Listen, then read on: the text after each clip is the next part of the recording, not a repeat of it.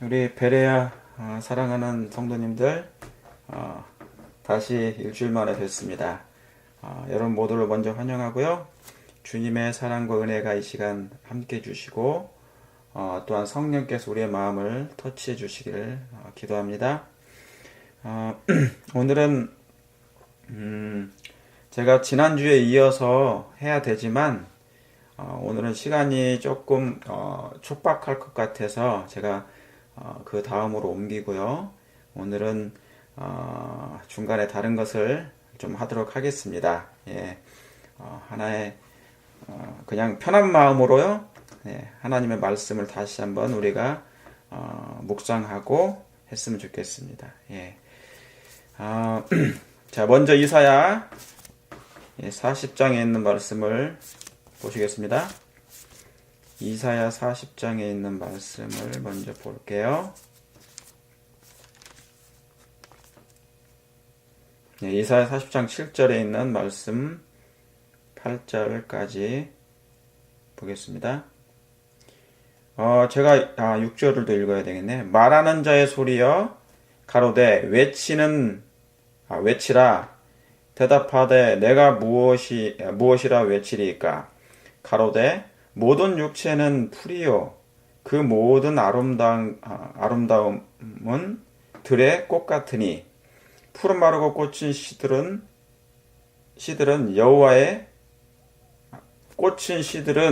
여호와의 기운이 그 위에 붐이라. 그 다음에 8절에요. 이 백성은 실로 뭐 해야 돼요? 예, 풀이로다. 푸른 마르고 꽂힌 씨드나 우리 하나님의 말씀은 영영이 설이라 그랬습니다. 그랬죠? 예. 여기 있는 이사야 40장부터는 이제 구약의 신약이죠? 예. 이사야는 저번에도 말씀드렸던 것처럼 이사야는 성경 전체가 몇 권이라고 했어요? 66권. 이사야가 총 몇 장이라고요? 66장까지 있어요. 신약은 39권이죠? 구약은 39권, 신약은 27권, 39, 27. 그래서 이 이사야 속에는 구약과 신약이 다 들어가 있어요. 1, 2 이사야, 제2 이사야. 그래서 40장부터는 이제 신약으로 들어가는데, 그래서 사실은 여기 이제 침례 요한부터 나오기 시작하는 것입니다. 근데 여기 보니까 여기 이제 풀이 나오죠. 모든 육체는 풀이라고 그랬어요. 그러죠?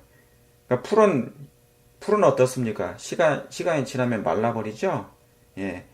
모든 아름다운 들의 꽃 같으니 푸른 마르고 꽃은 시들어도 뭐느뇨? 8절에 우리 하나님의 말씀은 영영이 설이라, 살아있으리라, 없어지지 아니하리라. 그런 것입니다. 여러분, 세상 사람들은 그 하나님을 안 믿는 사람들도 언젠간 하나님을 믿어야 되겠죠. 또한 믿게 해야 되겠죠. 우리가 복음을 선포해야 되겠죠. 예. 그래서 세상 사람들은 그럴지라도 하나님 믿는 사람들은 뭐예요? 오로지 누구만을 의지하고 사는 백성들입니까? 그리스도인이라는 것은 그리스도만을 바라보고 그리스도만을 명상하고 그리스도의 생애가 우리의 생애 속에서 나타나고, 그렇죠. 그래서 하나님의 품성이 반사되는 삶을 사는 사람이 그리스도인입니다. 그것을 그리스도의 사람이라고 그러죠. 네. 그래서 우리가 정말 그런 사람이 되기를 원합니다. 그런데 이 세상에 있는 모든 것은 조금 있으면 다 어떻게 돼요? 예, 다 없어져요. 인간의 손에서 나온 것, 인공적인 것, 인위적인 것, 인간의 생각과 모든 것은 전부 다 뭐 하게 돼 있어요? 다 없어지게 돼 있어요. 푸른 마르고 꽃은 시들어도, 그렇죠? 푸른 마르고 꽃은 시들어도 뭐는, 왜냐면 여기서 풀은 뭘 상징했습니까? 육체. 예, 우리의 죄를 가지고 있는 죄된 육체. 이 세상은 죄 있는 세상이잖아요. 그죠? 예, 그건 다 뭐하지만요? 다 없어지지만 하나님의 말씀은 영영이 없어지지 않아요. 그러니까 여러분, 우리가 없어지지 않을 것을 위해서 해야 돼요. 조금 있으면 우리가 가지고 있는 모든 건 다 사라져요. 모든 건 다 사라지는 것입니다. 잡으려 해도 잡히지가 않아요. 예. 그러니까 우리가 가지고 있는 인간적인 이 속세에 살고 있는 새 속에 살고 있는 관련된 모든 건 다 없어지게 돼 있어요. 예. 그러므로 그리스도인은 뭐를요?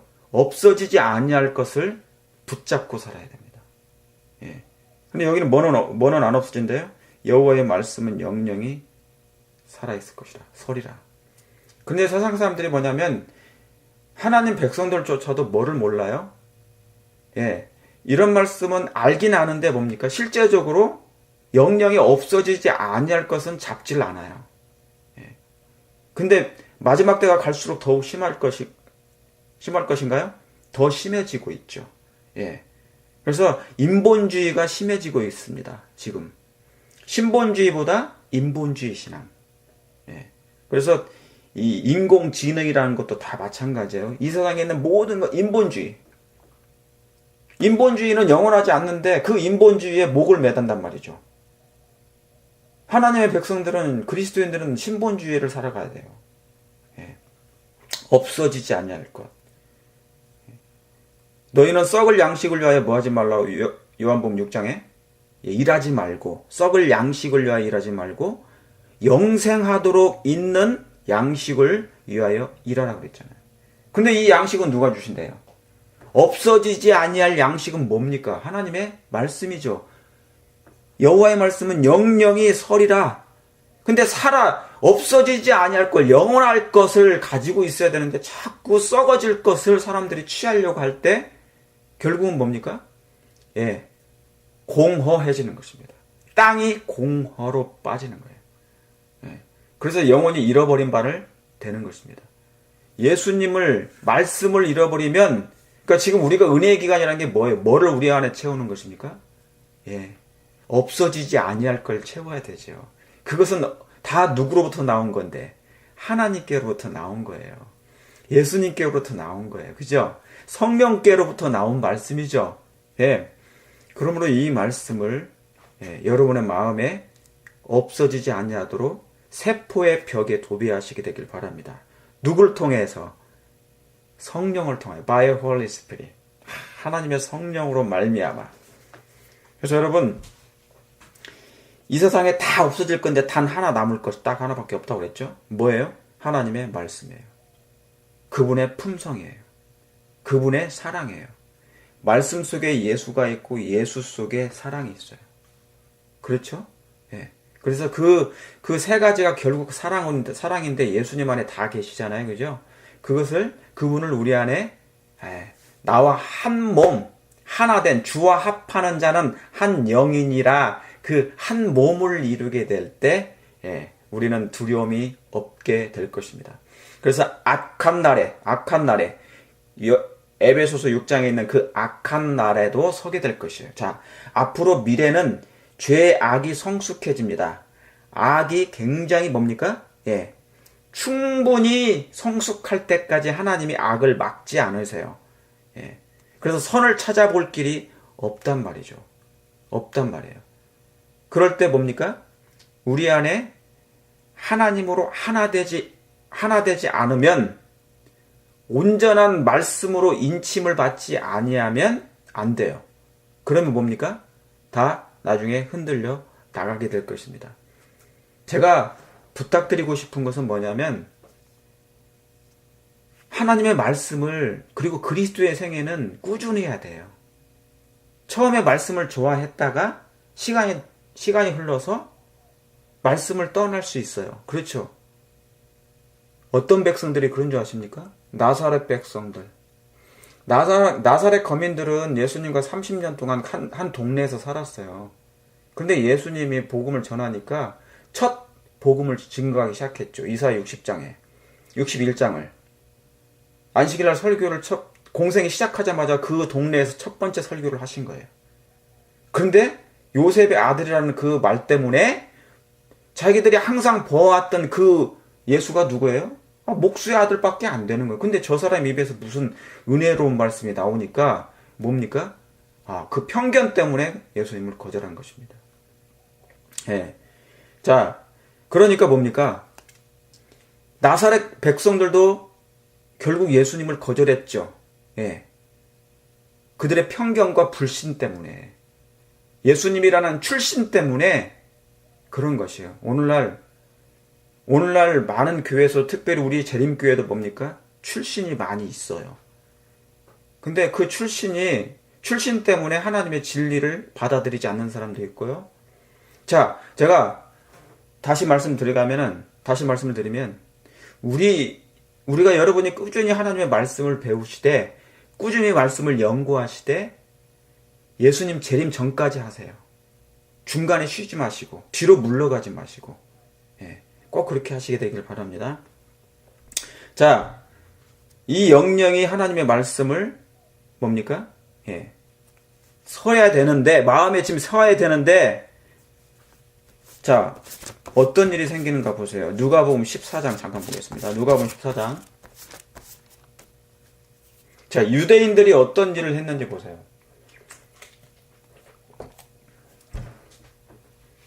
하나님의 말씀은 영영이 섭니다. 자, 누가복음 14장 다 아시는 말씀이에요. 제가 일일이 다 양육을 할 수 있어요. 그러나 제가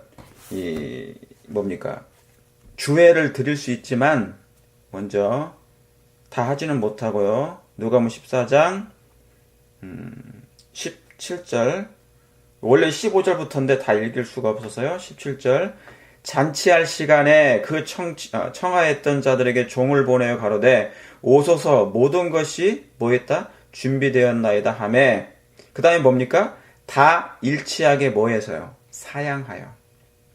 하나는 뭡니까? 밭을 나는 가로되 나는 밭을 샀음에 무슨 불요? 불과 나가보야 하겠으니 나는 소 5겨리를 샀음에 시험하러 가니 청컨대 나를 용서하라고. 불갑을 가야 되겠다고. 나는 장가 들었으니 나는 거기를 그 잔치에 갈 수가 없다. 그러면 초청을 거절한 거죠. 이게 무슨 초청인데요? 그냥 일반적인 초청이면 거절해도 상관없어요. 이게 무슨 초청이냐면 하늘 혼인잔치예요. 하나님이 초청한 초청장이에요. 동네에서 하는 초청장이 아니고 하나님이 보내신 특별 초청장이에요. 그것은 뭐가 들어간 것입니까? 우리 죽음, 이 사망의 몸에서 우리를 벗어나게 할 영생의 초청장이거든요. 그래서 사랑의 하나님과 영원히 살 수 있는 것, 우리를 위해서 모든 생명을 다 아끼지 않으시고 버리신 그 하나님의 사랑과 그 하나님과 영원히 살 수 있는 그 특권의 초청, 그 초청을 무시한 것입니다. 그걸 버린 거죠. 그러니까 이 초청을 다 거절해요. 지금 여러분, 이 누가복음 14장은 뭐냐면 첫 번째부터 이렇게 나는 밭 사러 가겠고 소 사러 가겠다, 장가 들어가서 갈 수가 없다. 이 초청을 거절하는 것은 지금 누가 더 아쉬워야 되는데, 본인들이 더 아쉬워야 되는데 뭡니까? 자기들이 더 뭡니까? 마치 그 아쉬움이 하나도 없는 것처럼 본인들이 더 거절을 하는 것입니다. 나는 거기 안 가도 상관없어. 이게 더 좋은 것이라는 것이죠. 그런데 나중에는 뭡니까? 이제 후회하게 되죠. 때가 이르게 되면 지금 은혜의 기간이기 때문에 하나님께서 끊임없이 호소를 하시잖아요. 그런데 사람들은 그 호소가 그냥 평범한 이런 일반 내 동네에서 우리 식구들이 친척들이 초청하는 정도밖에 생각하지 않는 것이에요. 다시 말하면 그 경중에 굉장히 무거운 건데 하나님의 그 초청에 놀라운 것인 영원한 건데 그것을 소홀히 여기는 것입니다. 불갑을 분명히 뭐가 있어요? 그 일도 중요하기 때문에 불갑을 나는 정말 장가 가는 일도 중요하죠. 소 5마리 사는 것도 중요하죠. 왜요? 당장 계약을 오늘 했으니까 오늘 만나야 되는 일이죠. 중요한 것입니다. 나는 오늘 밭 사는 일이 굉장히 중요할 수 있어요. 중요하죠. 그러나 영생보다 중요하진 않습니다. 하늘의 초청만큼은 중요하진 않아요. 그런데 유대인들은 그 모든 초청을, 예수님의 초청장을 다 버렸습니다. 너무 바빴어요. 우선순위가 그들은 하늘보다 땅이었습니다. 자, 손가락 끼세요. 손가락 끼고 다시 돌아올 거니까 욥기서 23장 보세요. 욥기서 23장. 욥기서 23장에 12절을 보시겠습니다. 욥기서 23장, 제가 11절, 내 발이 그의 걸음을 바로 따랐으며 내가 그의 길을 지켜 치우치지 아니하였고. 참 이 말씀도 너무 감동적이죠. 내 발이 그의 걸음을 바로 따랐으며. 이 말씀 어디 생각나요? 계시록 14장에도 나옵니까? 4절에 어린 양이 어디로 인도하든지 따라가는 자. 그렇죠? 예, 베드로와 요한과 제자들이 그물을 버려두고 바로 따랐으며. 그랬죠? 넌 나를 쫓으라 하심에 그들이 버려두고 쫓았다 그랬잖아요. 내 그의 걸음을 바로 따랐으며 내가 그의 길을 지켜 하나님의 모든 말씀에 순종하여 떠나지 아니하고 그 길을 지켜 좌로나 우로나 치우치지 아니하였다 그랬어요. 그랬죠. 예. 그런데 중간에 나가는 사람들이 있었습니까? 제자 중에 많이 예수님을 물러가고 다시 그와 함께 하지 아니하더라. 그러니까 그 사람들은 뭘까요? 정말 예수님만을 하늘을 원한 게 아니었어요. 그분의 사랑이 뭔지를 모르는 거예요. 예수님이 이 땅에 오신 이유를 전혀 모르는 것이죠. 그러니까 그들이 한눈을 판 것입니다. 예, 마치 누구처럼? 유다처럼. 누구처럼요? 또 에서처럼. 예, 장자권보다 더 중요한 게 있었어요. 먹고 사는 문제가. 유다처럼 높은 자리에 앉고 싶은 것이 있었어요. 그랬죠? 그게 더 중요해 보였단 말이죠. 돈을 사랑함도 있었지만 뭡니까? 예수님이 왕이 되면은 큰 국무총리 할 줄 알았어요. 권세를 누릴 줄 알았어요. 그런데 그래서 자기들의 계획, 자기가 스케줄을 다 짠 것입니다. 예수님은 하나님의 뜻대로 살았는데 유다는 예수님을 자기 스케줄대로 자기가 짰어요. 그래서 자기가 원하는 대로 거기에 예수님이 스텝을 밟기를 원했어요. 그 길대로 예수님이 따라가길 바랐는데 예수님은 전혀 다른 길을 간 것이죠. 그러니까 실망하고 천망하고 만망을 하다가 그가 예수님을 버린 것입니다. 그의 기대에 맞지 않는 구주였기 때문에 자, 길을 지켜 치우치지 아니하였고 내가 그의 뭐예요? 여기서도 중요합니다. 내가 그의 입술의 명령을 뭐하지 아니하고 어기지 아니하고 일정한 뭐보다요? 음식보다 그 진리에 그 입의 말씀을 귀히 여겼도다. 아, 여러분 우리가 밖에 나가서 일하는 이유가 뭡니까? 유대인들이 초청을 거절한 이유가 뭐예요? 밭 살아가고 소 살아가고 장가가는 일 굉장히 중요합니다. 그들의 생에 있어서 우리의 인생에 있어서 중요한 일 중에 하나였어요. 우선순위에 있어서 어떤 면에서. 그런데 여기 보니까 뭐예요? 욥은 일정한 음식보다 뭐가 더 중요했다고요? 그 말씀을 귀히 여겼다는 거예요. 먹고 사는 것, 우리 하루 세 끼 먹는 것보다 중요한 게 뭐였다고요? 그 말씀을 귀히 여기는 것. 그러니까 푸른 마르고 꽃은 시들어도 여호와의 말씀은 영영이 살아있는데 그 살아있는 그 말씀이 뭡니까? 중요한 것이었단 말이죠. 없어지지 아니할 것을 선택했다는 거예요. 아벨은 그걸 선택했어요. 가인은 유다의 길을 갔습니다. 에서의 길을 갔단 말이죠. 경홀히 여기는 일. 당장 내 눈앞에 영생이 그렇게 중요하지 않아. 왜 그런 줄 아십니까? 인간의 마음은 너무나 본성적으로 세속화되어 있잖아요. 그죠? 죄와 딱 붙어 있어요. 멀리 떨어져 있지 않아요. 죄와 딱 붙어 있으면 십자가가 별로 중요하지 보이지 않아요. 십자가는 나를 사랑한 하나님의 무궁한 사랑, 하늘이 전체가 내려온 게 십자가잖아요. 하나님의 가슴이 내려온 장이잖아요. 십자가라는 그것이. 그런데 뭐냐면 죄와 너무 딱 붙어 있으면 세속적인 야심이 딱 나와 하나 돼 있잖아요. 그러면 하나님의 심장이 별로 나에게 큰 중요치가 않아요. 내게 커 보이지가 않는 거예요. 그런 것입니다. 예. 자, 그래서 누가복음 12장 보세요. 누가복음 12장 6절입니다. 또 비유로 저희에게 일러가라 누가복음 12장 보셨습니까? 16절에 또 비유로 저에게 일러 가라사대 한 부자가 있어 그 밭의 소출이 뭐예요? 풍성함에 심중에 생각하여 가로되 내가 곡식 쌓을 곳을 뭐예요? 곳이 없으니 어찌할꼬. 그가 부자죠. 근데 부자들은 가만히만 있어도 뭡니까? 매일 돈이 들어와요, 안 들어와요? 돈이 들어와요. 가만히 앉아있는데 주식으로 계속 들어온단 말이죠. 예. 저와 여러분들은요, 죽도록 나가서 고생해야 겨우 하루, 품삯밖에 못 받잖아요. 여러분, 예수님의 어머니가 마리아잖아요. 요셉과 마리아지 않습니까? 그런데 하나님이신데 예수님이 하나님의 아들이시잖아요. 원하기만 하면 당신의 어머니 아버지를 굉장히 부자로 만들 수 있었겠죠. 그런데 그 당시는 목수였단 말이죠. 목수는 굉장히 가난하게 살았다고 그랬어요. 그런데 어머니가 매일 나가서 하루 품삯을 벌기 위해서 일하셨다고 그랬어요. 그런데 아들 예수님이 그걸 보고도 내버려 뒀다고 그랬습니다. 왜 그런 줄 아십니까?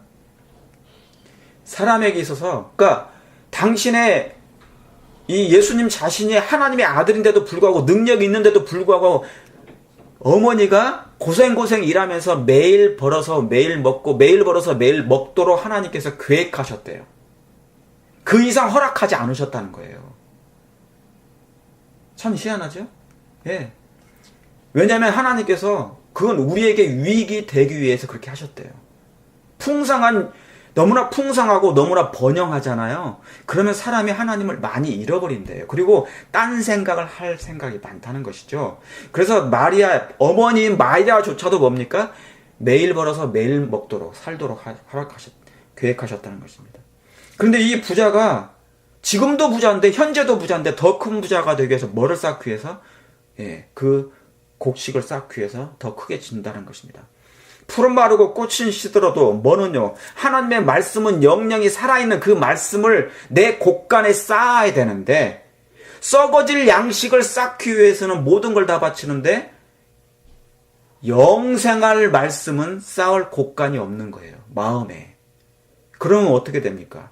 장자권을 나중에 버리게 돼요. 그러면 나중에 은혜 기간이 지나면 그때 뭐를요? 그 장자권을 취하려고 애를 써도 잡을 수가 없어. 그래서 마태복음 25장에요. 5 처녀가 돼요. 미련한 5 처녀. 우리에게 문을 열어주소서 아무리 외쳐도 문이 열려요? 안 열려요. 이미 문이 닫혀버렸기 때문에. 그런 일이 생기는 것입니다. 자, 그걸 생각하시면서 누가복음 24장 보시겠습니다. 영원히 없어지지 아니할 하나님의 말씀을 곧 그 말씀이 누구시죠? 말씀은 곧 율법입니다. 율법은 곧 우리의 마음에 새길 것입니다. 그것은 뭐예요? 에덴 동산에 있었던 것이에요. 하나님의 성전 안에 있어야 될 율법입니다. 언약궤 속에 있는 것. 우리의 몸은 하나님의 언약궤입니까? 언약궤예요. 그럼 언약궤 속에 뭐가 있어야 됩니까? 하나님의 말씀인 율법이 들어가 있어야 돼요. 그 율법은 뭔데요? 하나님은 사랑이시라. 그래서 중심에 있는 것입니다. 율법의 중심에 있는 이유가 뭐예요? 거기엔 사랑이 있거든요. 하나님의 마음에는 하나님의 마음에는 속성은 사랑이에요. 율법은 중심이 사랑이에요. 사상이. 그렇죠? 우리의 마음 가운데 하나님의 거룩한 율법을, 말씀을 집어넣으려고 하는 이유가 뭐냐면 우리 안에 하나님의 형상, 사랑이 회복되게 하려고 하는 거예요. 이 사랑이 없는 한 사람은 뭡니까? 멸망당해요. 그게 사단하고 똑같은 상태가 되는 것이기 때문에. 그럼 24장 보시겠습니다. 누가복음 24장. 오늘은 제가 물불피가 아니고요. 물로 임하신 자요, 피로 임하신 자요, 물과 피로만 아니요, 불로 임하신 자니. 그걸 하지 않고 제가 오늘은 마치 소풍 가는 것처럼 피크닉처럼 하는 것입니다. 그렇게 생각하세요. 자, 24장 16절 먼저 보세요. 자, 이건 엠마오로 가는 두 제자에게 예수님이 만나신 거죠. 부활 후에. 16절, 저희 눈이 가리워서 그인 줄 알아보지 못하거늘 그랬습니다. 그 다음에 그걸 생각하시면서 24절 끝절에도 예수는 보지 못하였느니라 하거늘. 자, 25절에 저희가 가라사대 미련하고 선지자들의 말한 모든 것을 마음에 더디 믿는 자들이여 그리스도가 이런 고난을 받고 자기 영광에 들어가야 할 것이 아니냐 하시고 이에 모세와 및 선지자의 글로 시작하여 모든 성경에 어떻게 해요? 자기에 관한 것을 자세히 설명하시니라. 자, 예수님께서 부활하신 다음에 부활하시자마자 제 두 제자에게 슬피 울며 걸어가는 두 자의 곁에 보이지 않는 모습으로 나타나셔서 다른 사람인 척 하면서 나타나셔서 그들에게 물어봐요. 너희가 왜 우느냐? 그러니까 그들이 뭡니까? 우리가 예수님을 보고 싶은데 예수님을 더 이상 볼 수가 없고 사랑하는 예수님이 죽었습니다. 얘기하는 것이죠. 그때 예수님이 뭡니까? 짜잔 하고 내가 바로 그 예수다. 나타나지 아니하시고 그들의 눈을 가리운 채로 딴 사람인 채로 보이시게 하신 거예요. 그리고 뭐를 가르치신 겁니까? 구약에 있는 모든 성경을 당신에 관하여서 자세히 가르치셔요. 다시 말하면 예수님이 부활하시고 난 다음에 첫 번째 하신 일이 뭡니까? 성경 교수입니다. 성경 연구예요. 지금 저와 여러분이 앉아서 성경 연구하듯이 이 성경 연구를 구약의 창세로부터 당신에 관한 모든 것을 자세히 설명하셨어요. 예수님도 성경 교수를 이렇게 설명하셨어요. 성경을 해석하셨어요. 바로 뭡니까? 예를 들면 창세기 2장 24절에 아담이 남자가 그 부모를 떠나 여자와 한 몸을 연합하여 여자와 연합하여 그 한 몸을 이룰지니라 그랬죠. 그 남자에 관련된 부분을 자세히 설명하신 거예요. 남자가 부모를 떠났죠. 예수님이 하나님의 아들 되신 예수님이 아버지 하나님을 곁을 떠나서 그 안에 이 세상과 함께 그 아내와 교회와 연합하여 한 몸을 이루었잖아요.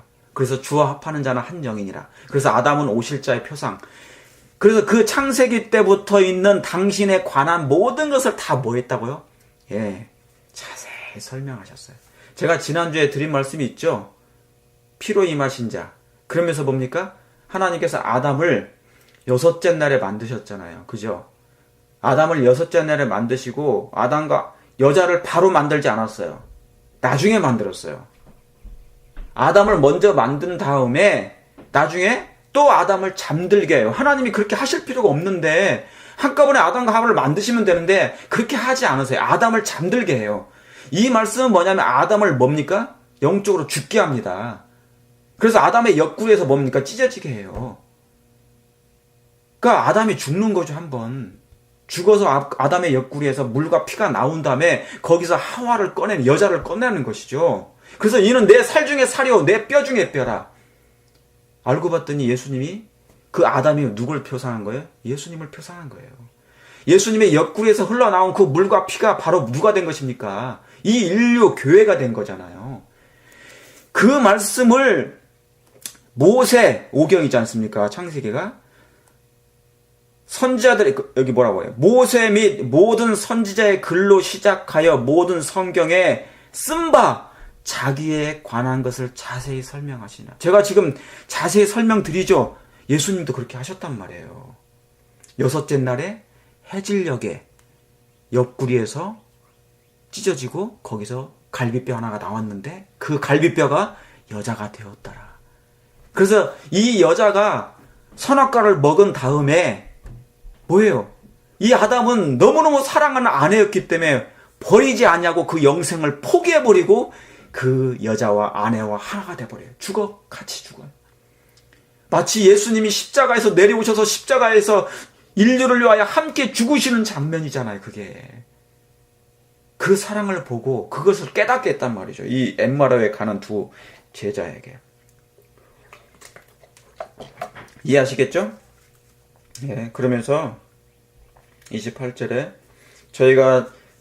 저희의 가는 촌에 가까이 가매 예수는 더 가려 하는 것 같이 가려 하는 것 같이 하시니, 다시 말하면 예수님이 이제 말씀을 이제 자세히 설명하시는데 촌에 이르렀는데 더 가려 하시는 거예요. 지나가시려고 하시는 건데 저희가 뭐라고 그럽니까? 여기 중요한 말씀 29절에 저희가 강권하여 가로되 우리와 함께 유하시나이다 그래요.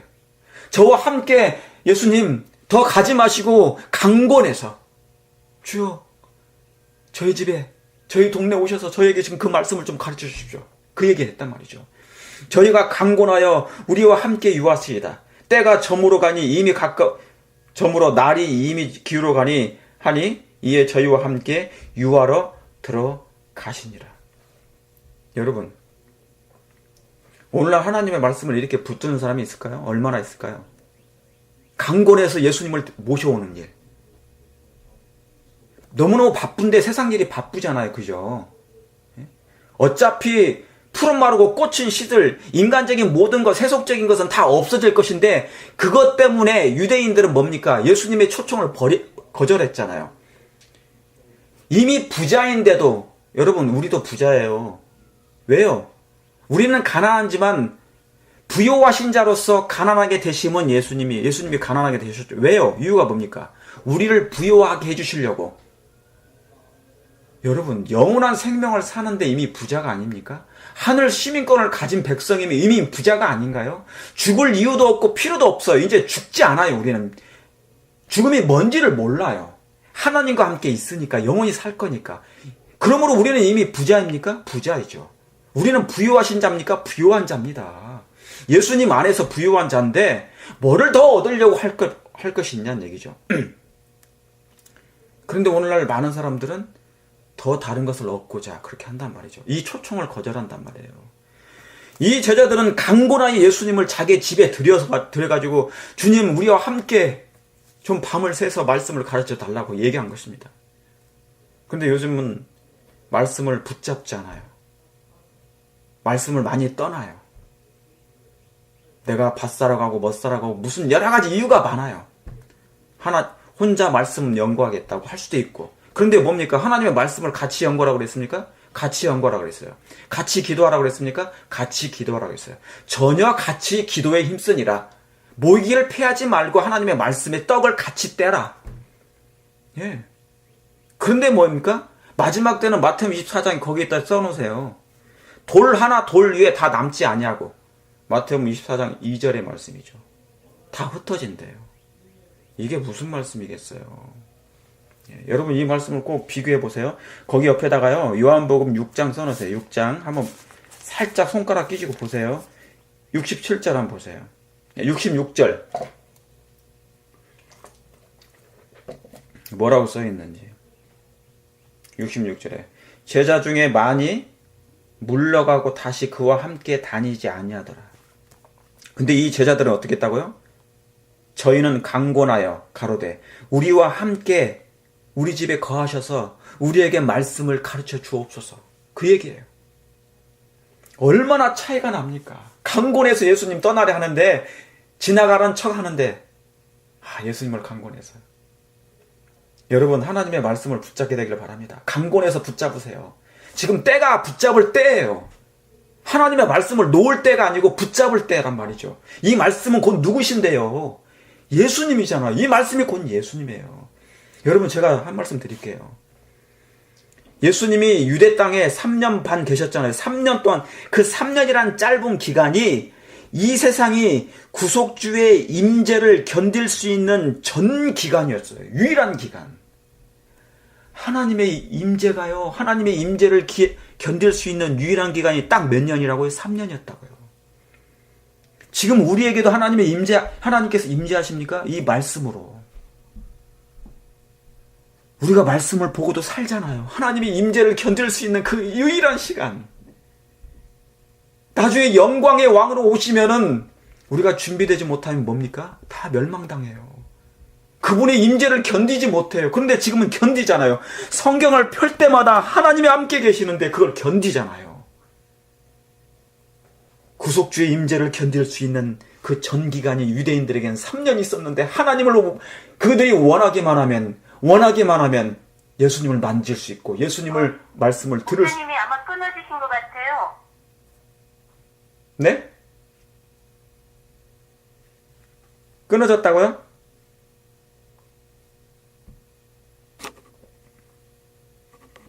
네. 집사님 들리십니까? 네, 죄송합니다. 좀 되고 있는데, 예.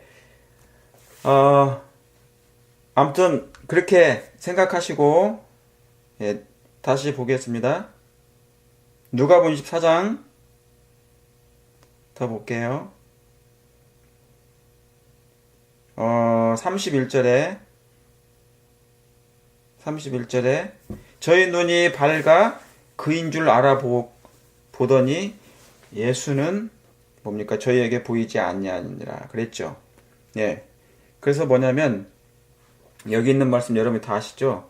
예수님이 왜 보이지 않고 부활하시자마자 예수님이 당신을 가리셔요. 다른 사람인 척 하셨어요. 그죠?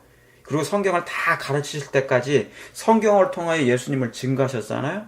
예. 그럴 때까지 예수님이 나타나지 않으셨어요. 이유가 뭐예요? 저번에도 제가 말씀드렸죠? 이제 예수님이 곧 승천하실 거잖아요. 그래서 이제는 예수님이 승천하실 거기 때문에 만약에 제자들에게 예수님이 부활하시고 나서 내가 예수라 하면은 다시는 그들은 성경을 안 볼 거라고 예수님이 아셨어요. 그래서 어차피 예수님이 승천하신 후로는 육신의 눈으로는 예수님을 볼 수가 없기 때문에 말씀을 통하여서 성경을 계속 예수님과 교통할 수 있도록 말씀을 통해서 성경을 통해서 예수님을 만날 수 있도록 하기 위해서 예수님이 나타나지 않은 거예요. 그래서 말씀을 깨닫고 이 진리의 말씀을 통하여서 예수님을 그들이 깨달았을 때 비로소 예수님이 보이신 것입니다. 바로 이 말씀을 그렇게 하신 것이에요. 이해하시겠죠? 예. 그래서 여러분 우리에게도 그래서 그렇게 말씀이 중요한 거예요. 이 말씀이 없어지지 않을 이 말씀이 영영이 살아있을 수 있도록. 자, 이걸 생각하시면 욥기서를 보시겠습니다. 생각하시면서 욥기서 28장 잘 들리시는지 모르겠네요. 좀 전에 끊어지신 것 같다고 해서 죄송한데 28장 보시도록 하겠습니다. 1절부터 시간이 저렇게 많이 됐네요. 자, 은은 제가 오늘 28장 욥기서 28장만 하겠습니다. 은은 나는 광이 있고 연단하는 금은 나는 곳이 있어요. 자, 은은 나는 강이 있고 연단하는 금은 나는 곳이 따로 있어요. 그러니까 여러분 금광이 있죠, 금광. 예. 그 금이 나는 곳이 그런 광산이 따로 있어요. 철은 흙 속에서 취하고, 그래서 철은 여러분 흙 속에서 취하죠. 옛날에 우리가 뭐냐면 자석 가지고 흙을 이렇게 하면 뭡니까? 철이 있기 때문에 막 붙잖아요, 그죠? 예, 그래서 철은 흙에서 나는 것입니다. 만약에 우리가 옛날에 철 만들기 전에 욥기서를 보았다면, 사람들이 욥기서를 연구했다면 여기에서 그 모든 지혜를 다 찾을 것입니다. 그 다음에요, 동은 어디에서 꺼내요? 돌에서 녹여내느니라. 그러니까 바위 같은데 돌 같은 데서 그걸 깨가지고 뭡니까? 그걸 얻어내는 것이죠. 보니까 성경에 그냥 모든 해답이 다 나와 있어. 이 세상에 있는 모든 것. 그러니까 지금 사람들이 금은 보화를 다, 금은 동철을 다 찾는 게 어디서 나온 거예요? 땅 속에 묻어놓은 것이에요, 그게. 땅 속에 있는 것을 꺼내가지고 쓰는 거예요. 우리가 지금 쓰고 있는 이런 핸드폰, 그 다음에 셀폰, 이런 자동차, 집, 전부 다, everything. 다 어디 있는 것입니까? 땅 속에 있는 거예요. 괜히 무겁게 땅 속에 그냥 내버려 두면 괜찮을 건데 꺼내가지고 사람이 사용하니까. 그렇죠. 예. 우리가 타고 다니는 그 석유도 다 뭐예요? 땅 속에 있는 거잖아요. 제가 옛날에도 말씀드렸던 것처럼 언제요? 예. 노아 홍수 당시에 나무가 썩어서 죽은 사람이 썩어서 그때는 거인들이었지 않습니까? 다 아담의 키가 3m 80 이상 됐어요. 하와는 머리가 하나 적었어요. 예수님은 그보다 더 크시대요. 하늘 가서. 예수님이 하늘 승천하실 때 이 지상에 인성을 취하실 때는 인간의 눈높이로 오셨어요. 그러나 예수님이 승천하신 후에 이제 뭡니까? 아담보다 더 커시다고 그랬어요. 조금 더. 그걸 어떻게 하냐고요? 예는 신에 나와요. 예. 자, 그래서 옛날엔 그래서 큰 동물들이 있었던 거예요. 그런데 뭡니까? 이제 하나님께서 이 인류가 뭐냐면 죄 가운데 살기 때문에 퇴화될 걸 아셨어요. 그래서 뭐냐면 하나님 수명도 줄여주시고 퇴화되는 걸 아셨기 때문에 감당치 못할 거기 때문에 감당할 수 있는 동물들만 허락하시고 나머지는 다 하나님께서 죽도록 한 것입니다. 그것이 뭐냐면 땅 속에 들어가 가지고 이 노아홍수 때 땅을 완전히 뒤엎었어요. 아래에 있는 게 위에 가고 위에 있는 게 아래 가고 그래가지고 그 기름이 모아진 것이 땅 속에 있는 것입니다. 자, 그물 동철이 바로 그런 것이에요. 그 다음에 3절에 사람이 흑암을 파하고 끝까지 궁구하여 음해와 유암 중에 광석을 구하되 사람 사는 곳에서 멀리 떠나. 자, 여러분이 이제 상상하시기 바랍니다. 여러분이 금을 캐기 위해서 뭐를요? 예, 그걸 준비하는 단계예요. 떠나는 것입니다. 예, 떠나는 거예요. 사람 사는 곳에서 멀리 떠나서 구멍을 깊이 뚫고 발이 땅에 닿지 않게 달려내리니 멀리 사람과 격절하고 흔들흔들 하느니라. 여러분, 여기 제가 사는 이 텍사스 옆에 주가 있는데 알칸사스 주가 있습니다. 클린턴 대통령이 살던 고향이에요. 거기에 뭐가 있느냐면 보석 이 국립공원이 있어요. 땅이에요. 그냥 광산. 40에어커가 넘는 큰 넓은 지역인데 거기서 8불만 주면은 들어가서 얼마든지 캘 수 있어요. 근데 최근에도 어떤 아이가 이 보석 7캘럿짜리 좋은 것을 발견을 해가지고 횡재를 했는데 그런 것입니다. 바로 지금 이 광산을 얘기하는 것입니다. 금은 지금 보화를 뭐예요? 캐러 가는 것이에요. 예. 자, 그 다음에 5절에 지면은 식물을 내나니. 자, 5절에 뭐라고 써요? 지면은 식물을 내나니 지하는 뭘로요? 불로 뒤집는 것 같고 그랬어요. 불로 뒤집는 것 같고. 여러분, 물로 한번 임하시고 그 다음에 뭐예요? 이제 물로만 아니요 피로 임하신 자니 예수 그리스도시라. 이제 물과 피로 임하신 자니 마지막 때는 뭘로 임한다고요? 다시 물로 임하져요? 아니면 불이 임해요? 불이 임해요. 지금 온난화 때문에 클라이밋 체인지, 기후 변화 때문에 이 남극과 북극에 있는 뭐가 녹고 있습니까? 예, 물이 녹고 있죠. 빙하가 녹고 있죠. 원래 그 빙하가 하나님께서 어떻게 하신 건데 제가 저번에 공부했죠. 예, 창세기 8장에 하나님께서 그 물을 감하실 때, 노아 홍수의 물을 감하실 때 어떻게 했다고요? 예, 하나님의 그 남극과 북극을 만드신 거예요. 추위를 만들어 가지고 겨울을 만들어 가지고 그 남쪽과 북쪽 쪽에서 얼음으로 잡아 당긴 거예요. 얼음을 얼려 가지고 이 물을 감하신 것입니다. 그런데 이 마지막 때 자꾸 뭡니까? 해가 뜨거워지니까 물이 녹고 있는 거죠. 녹고 있는 거죠. 이게 사단이 역사하는 거예요. 마치 세상에 물로 멸망한 것처럼. 그게 어디에 나온 거입니까?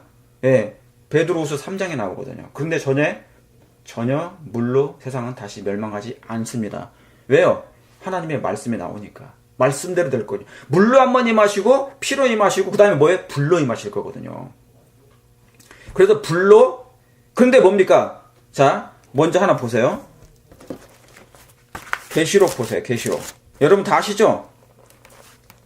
계시록 20장에 계시록 20장 9절입니다. 계시록 20장 9절에 저희가 지면에 널리 퍼져 성도들의 짐과 사랑하시는 성을 두르매 하늘에서 뭐가 내려옵니까? 예, 불이 내려오죠. 그러니까 이제 뭡니까? 예수님이 재림하시고 난 다음에 1000년 동안 하늘에서 있다가 이제 뭐예요? 1000년 후에 이 예루살렘 성이 내려오죠. 새 예루살렘 성이 내려오면서 이제 이 지구에 남아있는 사단과 악인들이 부활하고 그들을 다시 뭡니까? 하나님을 대적할 때, 성을 두를 때 불이 하늘에서 내려오죠. 이게 유황불이죠. 그래서 불로 한번 임하셔서 마지막 때 온 죄악, 세상의 지구상에 있는 모든 죄를 다 소멸하실 건데 하늘에서만 불이 있어요? 아니에요. 자, 욥기서 아까 그게 그 말씀입니다. 지하는 5절에, 욥기서 28장 5절에 지면은 식물을 내나니 지하는 뭐예요? 불로 뒤집는 것 같고. 여러분, 노왕수 때도 하늘에서 비가 내려왔지만 땅속에 뭡니까? 예, 땅속에 물이 터진 것이죠. 그런 것처럼 불도 마찬가지라고 그랬어요. 불도. 그러니까 뭡니까? 화산이 다 그거예요. 지하에는 지금 뭡니까? 불을 끓어요. 화산이 있는 것입니다. 땅속에는 불덩어리예요, 지금. 완전히 불덩어리거든요. 이 불덩어리가 나중에 뭡니까? 마지막 때 지구상에 있는 모든 죄를 소멸할 때 이제 사라지게 될 것입니다. 터지게 될 것입니다. 아시겠죠? 예. 그런데요, 하나님의 은혜의 불은 지금 있어요. 불도 두 종류입니다. 불도 두 종류예요. 태우는 불이 있고 우리의 마음을 뭐예요? 죄를 사르는 불이 있어요. 그 죄를 사르는 불은 이 은혜의 기간 동안에 이어지게 되는 것입니다. 예. 여러분 이 불이 임하기를 원하십니까? 예. 이 불은 여러분이 원하셔야 됩니다. 자,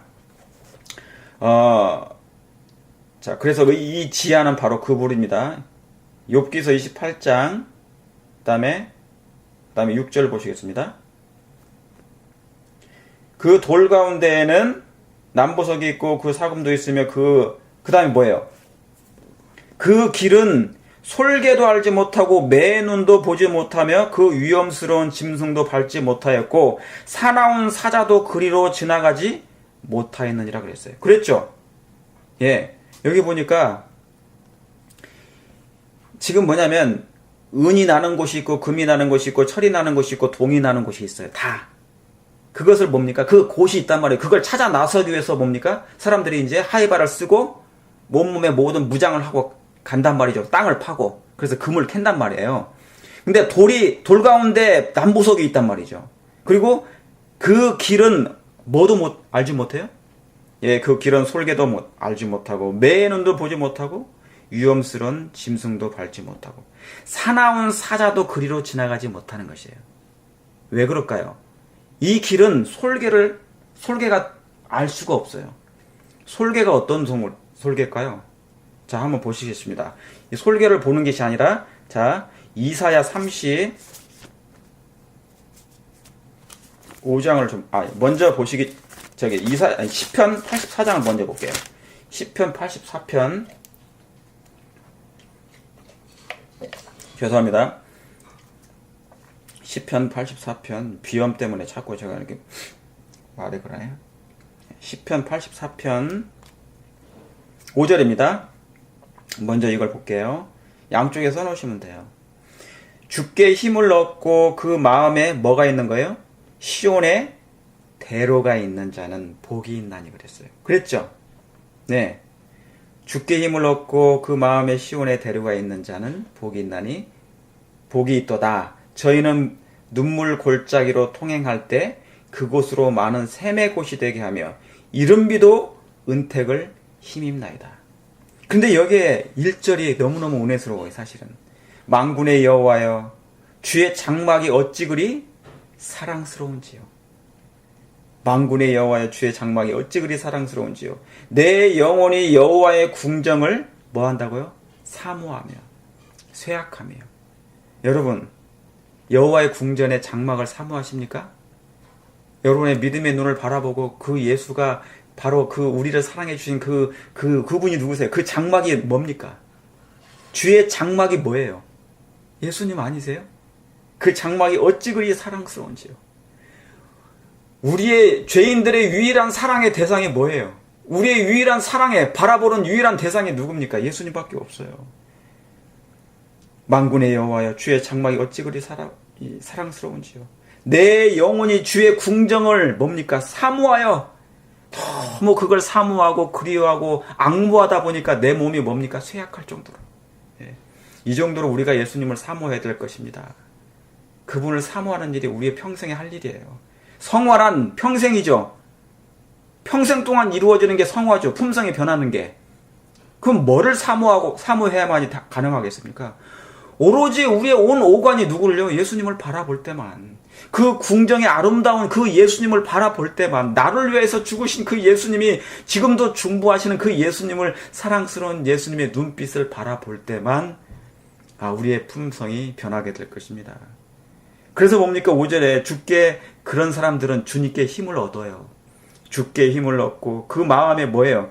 마음에 시온에 뭐가 있다고요? 대로. 자, 아까 욥기서 뭐라고 그랬습니까? 그 길은 돌도, 금도, 은도, 철도, 동도. 그죠? 그런데 그 길은 누구도 모른다고요? 솔개도 모르고, 매눈도 보지 못하고, 사자들도 그 가는 길을 몰라요. 그것은 어디에서 나는 건지. 근데 보세요. 이사야 35장에. 이사야 35장.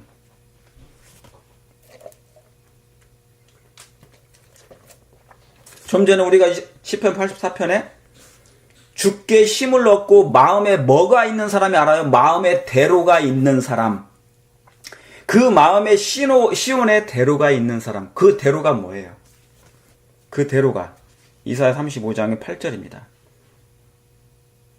8절에 거기 대로가 있어 그 길을 거룩한 길이라. 그 길은 뭐예요? 거룩한 길이라. 일컫는 바 되리니 깨끗이 못한 자는 지나지 못하겠고 깨끗하지 못한 자는 거기에 지나가지 못해요. 죄와 합한 자는 거기 지나가지 못해요.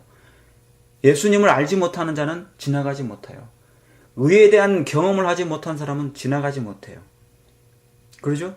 깨끗하지 못한 자, 예수님의 보혈의 피로 말미암아 죄 사함을 얻지 못한 자는 지나가지 못하겠죠. 그렇죠? 예. 오직 뭐한 사람만요? 구속함을 입은 자들을 위하여 있게 된 것이라. 어디가요? 거기 대로가 있어. 이 대로가 뭘까요? 나는 길이요. 요한복음 14장 2, 3절에 나는 6절인가요? 나는 길이요 진리요 생명이니. 그러니까 뭡니까? 여호와를 앙망하고 그 성전을 그 장막의 장막의 아름다움을 앙모하는 그 사람은 주님께 힘을 얻을 뿐만 아니라 그 마음에 무슨 대로가 있어요? 대로가 있는데 그 대로가 누구세요? 예수님이에요. 시온의 대로. 여러분의 마음에 그 시온의 대로가 있습니까? 그 마음에 시온의 대로가 있습니까? 예. 그런 사람은 복이 있는 사람이라 그 말이죠. 그 대로는 바로 누굽니까? 예수 그리스도니까. 우리가 잃어버린 죄로 말미암아 어둠 가운데 헤매는 우리에게 참으로 그분이 진실된 뭡니까? 길이 되신 거잖아요. I'm the way. 그분이 우리의 대로 되셔요. 아버지 하나님께 갈 그 길을 하나님께서 열어 보여주셨잖아요. 그러므로 예수님을 통과하여 예수님과 함께 걸어가게 되면 아버지 하나님을 만날 수 있단 말이죠. 나는 길이요. 거기 대로가 있어. 그 길은 거룩한 길이라. 그러므로 거듭나지 않은 사람들, 예수님을 알지 못하는 사람들, 깨끗이 못한 사람들은 그곳을 가지 못한다는 얘기죠. 9절에 거기는 사자가 있어요, 없어요? 없어요. 사나운 짐승이 그리로 올라가지 못해요. 그랬죠? 여러분, 이사야 35장은 뭐냐면 회복장이에요. 이사야 34장은 뭐냐면 재림 직전의 환난장이에요. 재림 직전장입니다. 이게 이사야 34장은. 왜 그런 줄 아세요? 이사야 34장은 이 4절 보세요. 34장 4절. 하늘의 만상이 사라지고 하늘들이 두루마기같이 말리죠. 그렇죠? 그 만상의 쇠약함이 포도나무 잎이 마름 같고 무화과나무 잎이 마름 같으니라 그러 나와 있죠.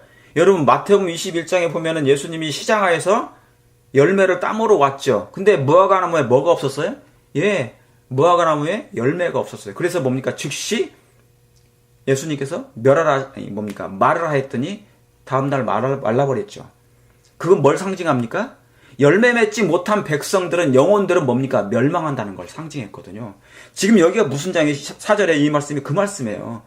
무화과나무 잎이 마름 같으니라. 언제? 하늘의 만상이 사라지고 하늘들이 두루마기 같이 뭐예요? 말리되. 그러면 하나님께서 태초 때는, 창조 때는 하나님께서 하늘을 펴셨죠. 그런데 이제 마지막 때는 뭡니까? 하늘을 말리셔요. 두루마기처럼 말린단 말이죠. 이게 계시록 6장이에요. 여섯째 인을 떼실 때 하늘이 총당같이 검어지며, 거기 계시록 6장 써놓으세요. 검어지며. 그래서 뭡니까? 누가복음에는 그 말씀이 나오지 않습니까? 1월 성신에는 징조가 있겠고 하늘의 권능들이 뭡니까? 흔들리리라. 이게 그 말씀이에요. 이게 계시록 6장 거기 써놓으시고 누가복음 21장 써놓으시면 돼요. 이게 다 그 말씀이죠. 예. 그래서 여기 8절에도 이것은 여호와의 보수의 날이요 시온의 송사를 위하여 신원하실 때라 그랬잖아요. 계시록 6장을 그대로 옮겨놓은 거예요. 그냥 이게 계시록 6장이에요. 그런데 여기 봅니까? 15절에